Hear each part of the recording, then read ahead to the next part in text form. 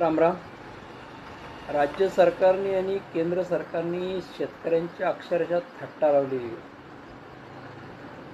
आत्ताची बातमी आहे की छत्रपती संभाजीनगर जिल्ह्यामध्ये काही शेतकऱ्यांना 65 रुपये, कोणाला 70 रुपये, कोणाला 80 रुपये, कोणाला 120 रुपये, कोणाला 150 रुपये असा पीक विमा त्यांच्या मोबाईलवर त्यांना प्राप्त झाला.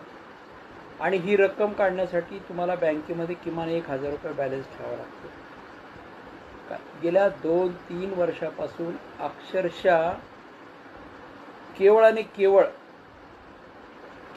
केवळ शेतकरी बांधवांची सगळी बाजूनं थट्टा मांडण्याचं काम हे सरकार करत आहे.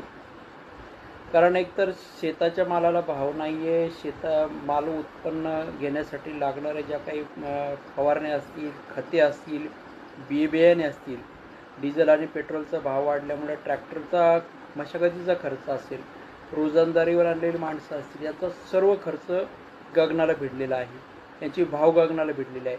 आणि शेतकऱ्याचा 1 रुपयाचा पीक विमा म्हणून गाजावाजा करता आणि शेतकऱ्याला 65-70 रुपये तुम्ही जर विमा देता, लाजा धरा, शर्मा धरा.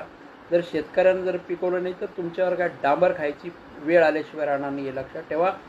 हे जर असंच राहिलं ना, तुम्हाला उलटं पाडल्याशिवाय आता चालणार नाही. येणाऱ्या काळामध्ये तुम्ही 2 महिन्यानंतर तुम्हाला सगळ्यांना आम्ही उलटं पाडू.